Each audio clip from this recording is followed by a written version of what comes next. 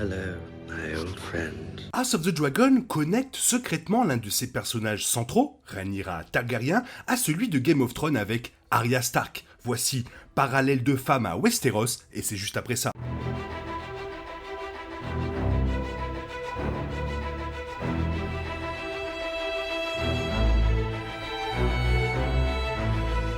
Voilà, Morghulis. Rhaenyra est la fille du roi Viserys, et bon nombre des premiers épisodes se sont concentrés sur son chemin pour monter sur le trône de fer après son père, alors que de nombreux éléments politiques et fantastiques de House of the Dragon imitent ceux de Game of Thrones, la série relie secrètement deux de leurs personnages éminents respectifs de plusieurs manières. En reliant ces personnages, le préquel rappelle simplement au public qu'il existe dans la même chronologie que Game of Thrones, bien qu'il se soit déroulé près de 200 ans auparavant. Bien que la série ait de nombreux lieux, points d'intrigue et thèmes similaires, relier deux des personnages les plus importants est un moyen intelligent de garder la série mère fraîche dans l'esprit des téléspectateurs, même de manière subliminale. Les séries commencent avec les deux personnages dans des positions similaires, Rhaenyra étant la fille du roi et Arya étant la fille de la main du roi dans la saison 1 de Game of Thrones. Arya Stark est l'un des personnages centraux de la série mère et l'un des rares à avoir survécu à toute la série. Arya passe d'une jeune fille têtue à un assassin froid et calculé formé par les 100 visages de Braavos, avant de naviguer vers l'ouest à la fin de la série. Voici les façons subtiles dont la fille de la maison Stark est connectée à Rhaenyra Targaryen de la maison du dragon. Et on commence par le fait qu'elles sont inspirées par le même personnage. L'une des principales choses qui lie les deux personnages est leur idolâtrie de la princesse Nymeria. Dans l'histoire de Westeros, Nymeria était une reine guerrière des Rhoynar, un peuple du continent d'Essos. Lorsque les Rhoynar sont entrés en conflit avec les possessions, Nymeria a conduit ses survivants à travers la mer jusqu'à Westeros, où ils se sont installés à Dorne. Pour cette raison, Nymeria est considérée comme la fondatrice de Dorne en tant que royaume unifié après avoir rejoint sa maison avec la maison Martell et les deux Dornes unifiés avec Lancelion comme capitale.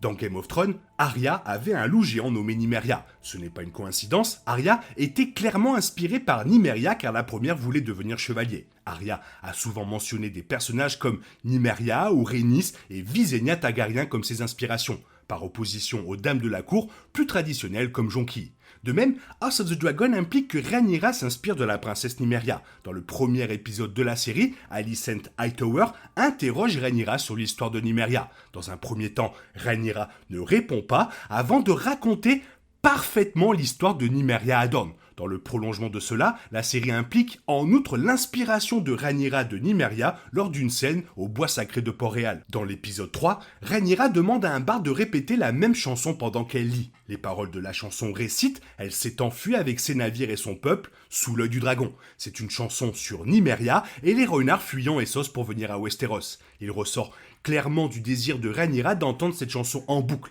ainsi que de son parfait souvenir de l'histoire de Nymeria, que la reine guerrière est également une source d'inspiration pour elle. Cela lie naturellement Arya et Rhaenyra, même si les deux sont séparés par des centaines d'années.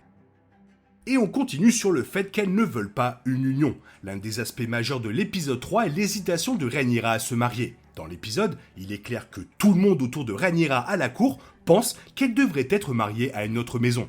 House of the Dragon présente Jason Lannister comme un prétendant potentiel pour Rhaenyra, et Lord Strong disant la même chose à propos de Laenor Velaryon. Cependant, la série montre que Rhaenyra ne veut pas se marier car elle est l'héritière proclamée du trône de fer. Elle craint que de se marier dans une autre famille ne fasse d'elle simplement l'épouse d'un autre seigneur, comme c'est généralement le rôle que jouent les femmes royales à Westeros, et finalement qu'elle ne succédera pas au trône de fer si cela se produisait. De plus, Rhaenyra semble vouloir se marier par amour plutôt que par devoir, ce qu'elle reproche à son père pour ce qu'elle a fait et souligne son hypocrisie pour lui avoir fait faire ce dernier.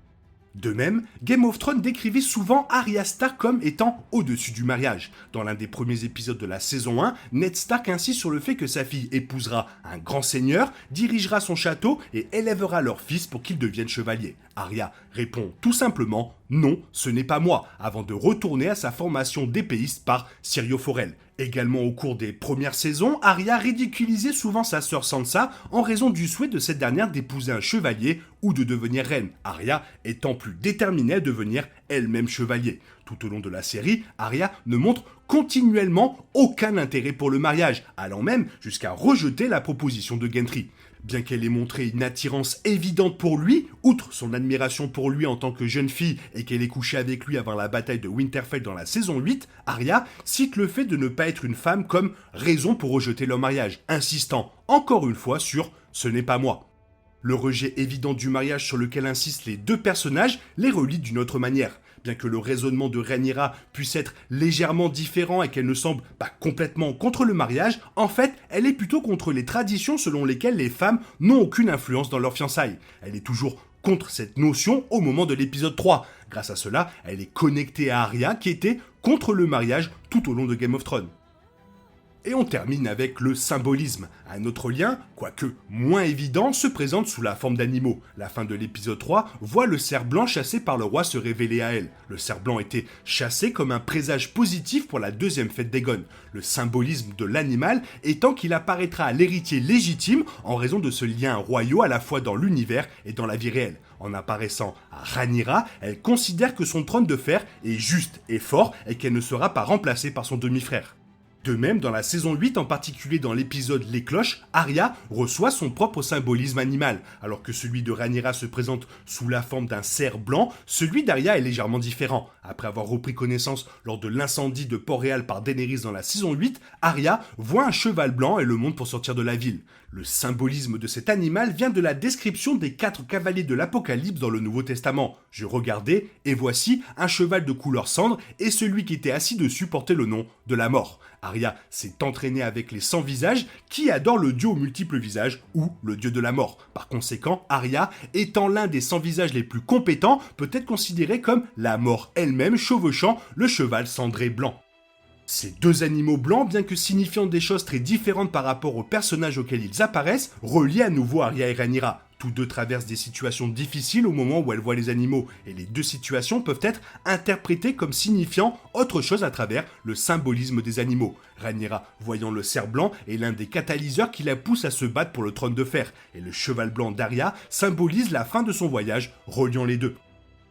Alors pourquoi on a fait ressembler Rhaenyra à Arya Stark ? Lier ces deux personnages est très intéressant, car Rhaenyra Targaryen devient un personnage complètement différent d'Arya Stark. En tant que femme plus âgée, Rhaenyra part en guerre pour le trône de fer et les habitants de Westeros se souviennent finalement avec émotion de ses actions lors de la danse des dragons. Cela contraste avec Arya, qui a toujours détesté de nombreux dirigeants de Westeros, de Joffrey à Cersei et Daenerys à la fin de la série. Cependant, en reliant la jeune Rhaenyra à Arya Stark, House of the Dragon la rend beaucoup plus sympathique. Avant les inévitables prochains épisodes de House of the Dragon, dans lesquels les téléspectateurs verront une autre facette de Rhaenyra, la série met un point d'honneur à faire de Rhaenyra un personnage facilement investissable. À travers toutes ses similitudes avec Arya, Rhaenyra est un personnage très sympathique et fait comprendre facilement son sort, ce qui en fait un personnage plus facile à comprendre. Ce faisant, non seulement l'avenir de la série sera beaucoup plus engageant et tragique compte tenu des événements de la Danse des Dragons, mais il ira de manière subliminale l'un des personnages principaux de House of the Dragon à une favorite des fans de Game of Thrones.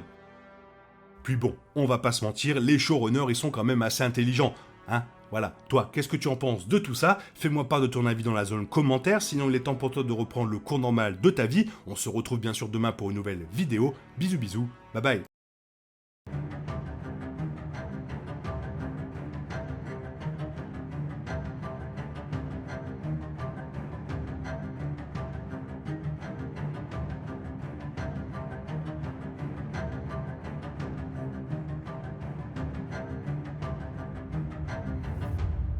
Bara þú hæris